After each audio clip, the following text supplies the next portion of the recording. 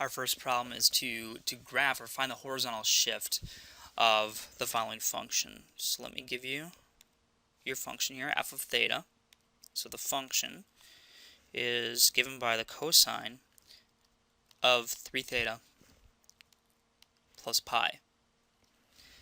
So our shift is impacted actually by primarily by this guy, but also by this guy right here. Okay. So what's going to happen is, let me draw out your graph for you. Let's draw that a little bit nicer here. Let me grab a straight edge.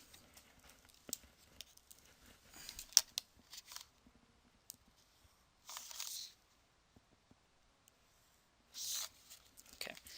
So the normal cosine function would look something like this. It would start at a height of 1. Okay, so there it is. And then it's going to dip down. So here's pi over 2. Here's pi. Here's 3 pi over 2. And here's 2 pi. So the normal cosine function is going to, actually let's do it in red here. It's going to dip down like this. Come down here to -1. And of course we should label those height values. It just makes it clear to the reader. Later we'll talk about amplitude, and that makes it clear to whoever's looking at this what the amplitude of the function actually is. So we'll connect our dots. It's got this nice kind of curve to it. Now of course if we were to go past, okay, on both sides, like if I was going to add another pi over 2 to this, so we'd be, let's see here, we'd be looking at, we've got 4 pi over 2, so 5 pi over 2. Okay, we would drop back down. And we would keep going, okay, if I continue this. Okay, so this guy would continue in this oscillating fashion, so up and down. Now what does the pi do? Well, typically, so it's really a two-step process here, guys. So let me show you what's done just kind of computationally. So our phase shift, that's going to be the amount that this point right here is going to move left to right. So it's really where your y-intercept is going to move left or right. And now it's happening before the cosine function has a chance to occur. So what we do is whenever anything happens on the inside, by inside I mean like inside these parentheses here, whenever something happens in there, it has the opposite impact of what you normally would think. Okay, so here's what I mean by that. This is a plus pi, so usually when we think plus, we think a movement to the right.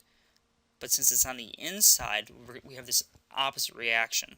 So we're going to actually move to the left. So our phase shift is going to be to the left. Now the question is by how much? Well, what we're going to do is we're going to take this number right here and we're going to divide it by this number. So it's going to be the back number divided by the coefficient of the variable. So that number right there is our phase shift. That's the amount that this green point is going to move to the left. So what we're going to do is we're going to move that guy to the left to negative pi over 3. So that guy comes right here. Now, what does the rest of the graph look like? Well, this number right here, this 3, that causes a horizontal shrink or a horizontal compression. So basically everything is going to move this way. Because typically we would have moved to the left by negative pi, but now we're going to come back this way because of the shrink. So there's two impacts happening here. The first impact is moving to the left by pi, and the second one is switching everything back to the y-axis by a factor of 3. That's why this point, the y-intercept, is going to be only a pi over 3 movement instead of a full pi. So normally, I'll write this down, so normally we would think, or we would see, a left shift of pi, okay, which is just this back number. However, in this case, because there's that 3 in front, what it does is, so normally, let me draw this out here for you. Normally we come back to negative pi, and this green point, I'm going to erase all this in here so you can see this better. Okay, so typically the green point would be a shift to the left because of this pi, it'd be a shift to the left by pi. However, the 3 takes everything and squishes it towards the y-axis. Excuse me. So 3 would normally multiply or expand, but since it's happening inside of these parentheses, before the function has a chance to act, it's a horizontal shrink. So everything comes back by a factor of 3. So instead of being at pi, this point now comes back here to pi over 3, or negative pi over 3. So you get two things acting on it, and so when we talk about phase shift, we talk about the overall movement of that y-intercept value.